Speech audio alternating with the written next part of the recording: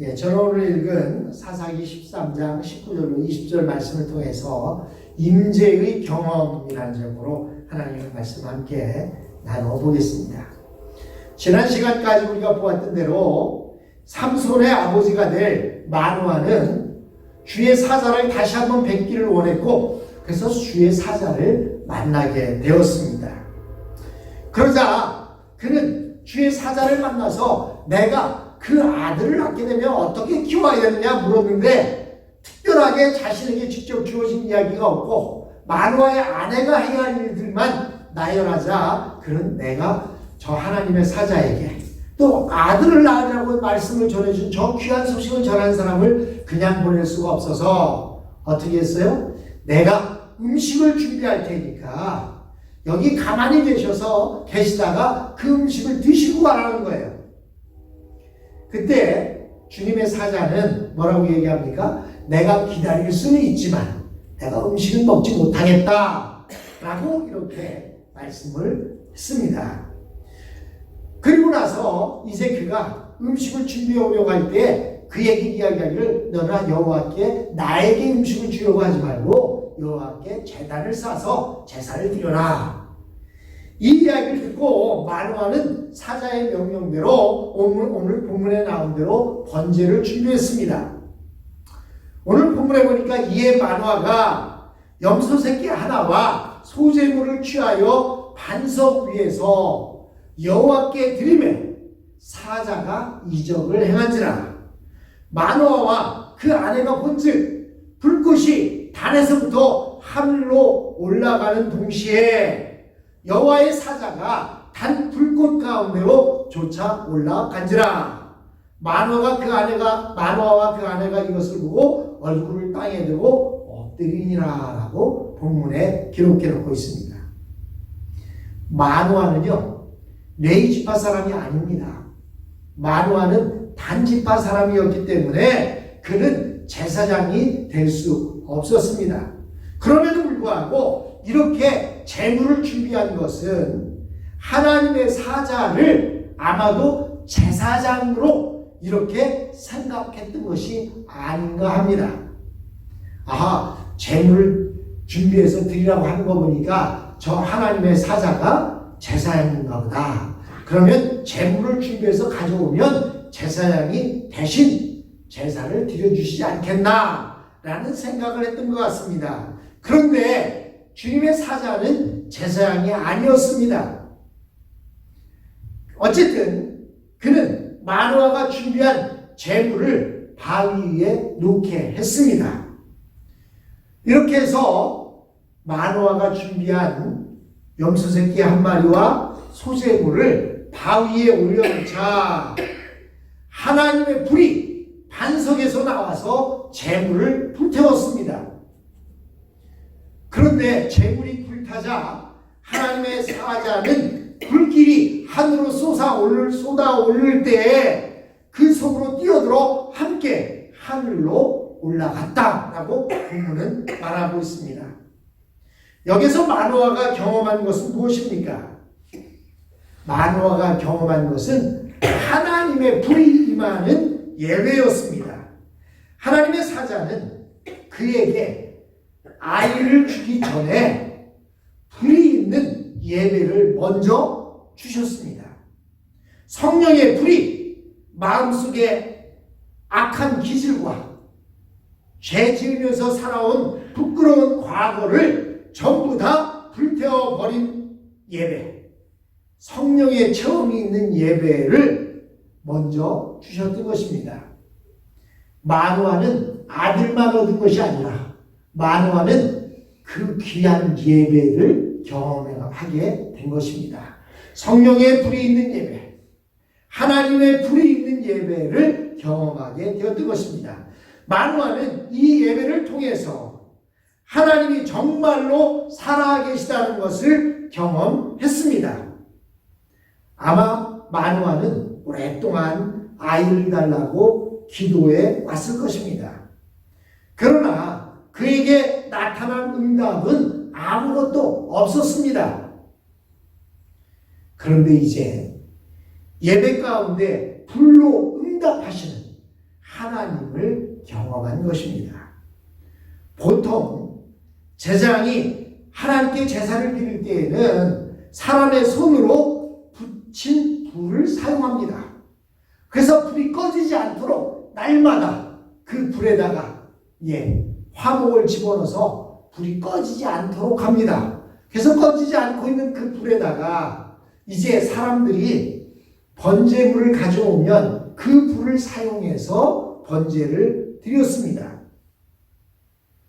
그런데 오늘 마노아가 본 것은 사람이 손을 대지 않은 하나님의 불이 반석에서 바위에서 나와서 제물을 불태우는 광경이었습니다. 이것은 자신이 드린 예배에 대한 하나님의 엄청난 응답이었습니다. 그뿐만 아니라 마노아는 여호와의 사자가 제물의 불꽃과 함께 하늘로 올라가는 것을 보았습니다. 마노아는 그가 좀 전에 말씀드린 대로 제사장인 줄만 알았습니다. 그런데 그분 자신이 불꽃 속에 뛰어들어 스스로 제물이 되어 하늘로 올라가는 모습을 본 것입니다. 이것은 매우 충격적인 경험이었습니다. 마노아는 이 모습을 보고 그 사자가 단순한 제사장이 아니라 하나님의 영광을 가진 분이라는 것을 바로 깨닫게 되었습니다. 여러분, 이 모습은 무엇이 연상되어집니까? 이 모습은 앞으로 이분이 어떤 사역을 하시는지를 우리에게 잘 보여주고 있습니다. 마노아를 찾아왔던 주님의 사자, 이분이 어떤 사역을 할 것인가? 이분은 제사장이기도 하지만 언젠가는 자기 자신을 제물로 불살라 하나님께 바침으로써 이스라엘을 구원하실 것입니다. 그렇다면 이분이 누구십니까? 바로 신약의 예수 그리스도인 것을 알 수가 있습니다. 오늘 마노아에게 찾아왔던 주님의 사자는 바로 예수님 그리스도이셨던 것입니다. 그는 마노아에게 찾아온 것만이 아니라 제사장으로서 제사를 드리며 자신을 번제의 희생양으로 드려서 그 불꽃과 함께 사라지며 하늘로 올라가는 그 모습을 통해 예수님께서 이 땅에 오셔서 자신의 백성들을 구원하실 그 모습을 미리 보여주고 있는 것입니다. 여러분, 이스라엘에게 고통을 가져온 진정한 원인은 무엇입니까? 여러분이 힘들어하고 괴로워하고 고통하는 그 진정한 원인은 무엇입니까? 그것은 군사적인 약세나 또는 돈이 없어서나 건강이 없어서가 아니라 바로 하나님 앞에 지은 죄였습니다. 하나님 없이도 잘 살 수 있다고 생각한 교만 때문에 이스라엘에게 고통이 왔고 현재를 살아가는 우리에게 고통이 온 것입니다. 그렇다면 이스라엘을 살릴 수 있는 것, 또 지금 우리를 살릴 수 있는 것, 그것은 오직 사람이 손을 대지 아니한 거룩한 제사뿐인 것입니다. 여러분, 우리는 하나님을 위해 많은 일을 하려고 합니다. 그러나 여러분, 하나님이 손이 짧아서 구원하지 못하는 것이 아닙니다. 하나님이 하실 수 없어서 여러분들을 사용하는 것이 아닙니다. 그런데 우리는 내가 하나님을 위해서 뭔가 열심히 해야 한다고 생각합니다. 그러나 하나님은 그런 우리의 열심을 거절하십니다. 왜 거절하십니까? 그 열심 안에는 결국 내가 한 일을 통해 나를 주장하고 나를 나타내고 나의 이름을 높이고자 하는 모습이 담겨 있기 때문입니다. 즉 그 안에 죄의 욕망이 섞여 있기 때문입니다. 교만이라는 죄, 그리고 내가 이렇게 잘할 수 있어 라고 자랑하고자 하는 그 죄가 그 속에 섞여 있기 때문입니다. 하나님이 우리에게 원하시는 것은 우리 안에 얼마나 무서운 죄가 있고 큰 교만이 있으며 남에게 지기 싫어하는 악한 본성이 있는가를 발견하는 것을 하나님은 원하십니다. 우리를 비참하게 만드는 것은 우리의 무능함이 아니라 우리 안에 있는 죄성 때문입니다. 진정한 예배는 살아계신 하나님 앞에 나의 죄성을 있는 그대로 펼쳐 보이는 것입니다. 나의 부끄러운 각오, 나의 부끄러운 생활, 남들은 모르지만 내 안 깊숙이 들어와 있는 교만과 악한 죄성들을 바위 앞에 펼쳐 놓는 것입니다. 예배는 하나님을 무언가로 우리가 도와드리려고 하는 것이 아닙니다. 양을 잡고 소를 잡아서 대접하는 것이 아닙니다.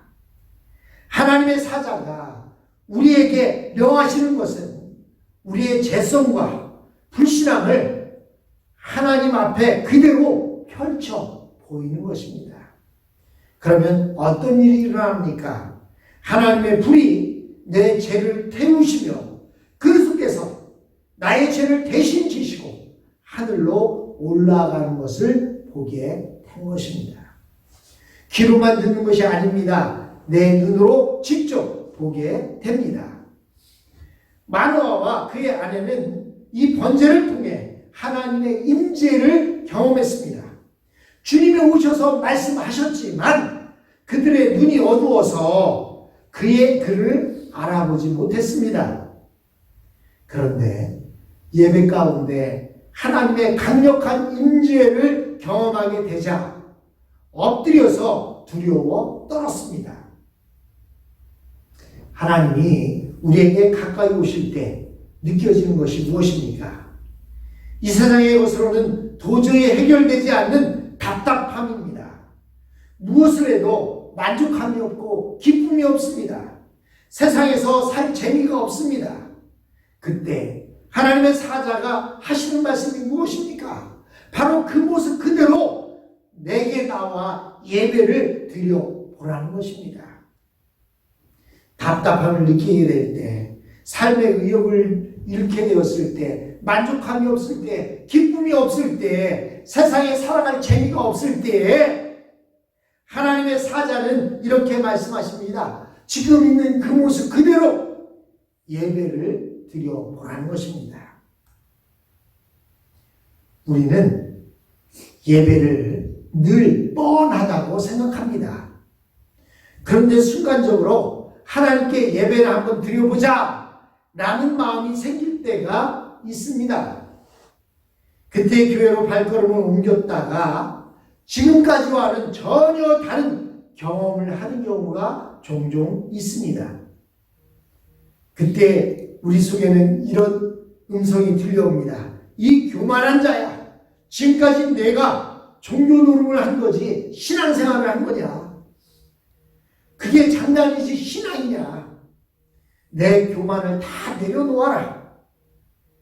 내 죄를 다 펼쳐놓아라 라고 하는 소리가 우리의 마음속에서 들려오기 시작합니다. 그때 내 죄성과 교만을 내려놓게 되었을 때 불이 나와서 내 모든 죄를 태워버립니다. 지금까지는 현실적인 것만 중요하다고 생각했습니다. 그런데 하나님의 살아계심과 하나님의 능력을 경험해 보니 그게 아니었습니다. 하나님이 얼마나 크고 위험 있고 권세가 있으신지 그 앞에서 나는 완전히 죽은 자 같았습니다. 이것이 바로 성령으로 채워지는 경험이요 화학적인 변화의 경험인 것입니다.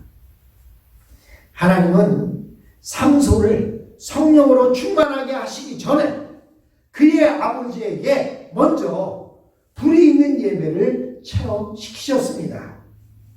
그렇게 하지 않으면 도저히 아들의 삶을 이해할 수 없기 때문입니다.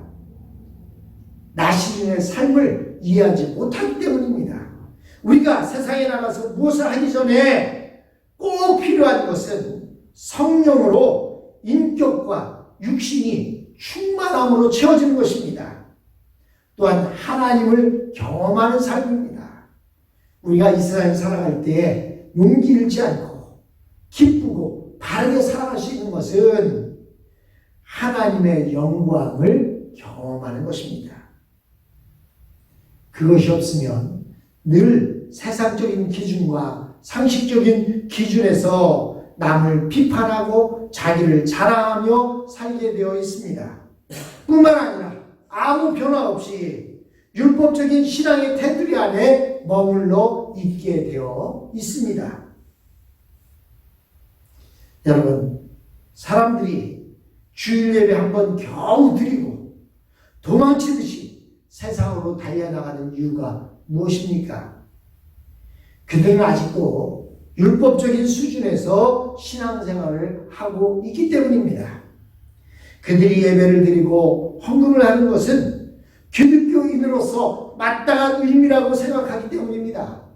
국민도 세금을 내고 또 극장에 가면 입장료를 내는데 교인으로서 헌금을 내야 되지 않겠어? 라는 식으로 헌금을 주님 앞에 드리는 것입니다.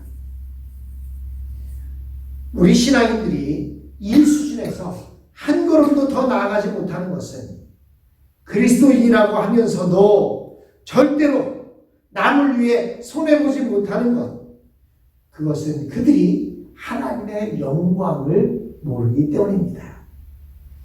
오늘 만화는 기도 중에 주님의 사자를 뵙기를 원했고 주님의 사자를 만났습니다.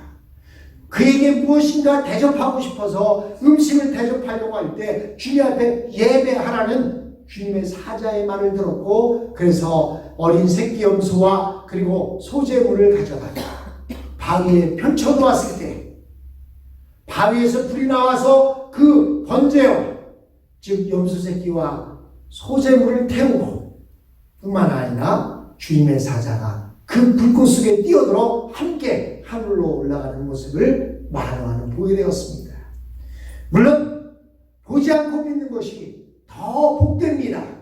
그러나 보지 않고 믿게 되었을 때 믿음에 자꾸 갈등이 있다고 한다면 여러분들도 하나님 앞에 기도하십시오.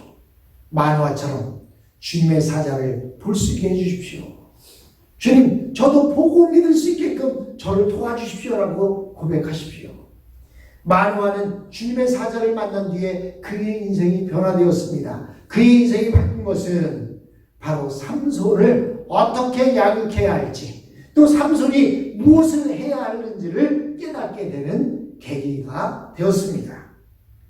사랑하는 성도 여러분, 하나님의 임재를 경험한다는 것, 그것은 우리의 신앙에 있어서 최고의 아름다운 모습입니다. 예배 가운데 임하시는 하나님의 임재를 경험하시는 저와 여러분이 되었으면 합니다.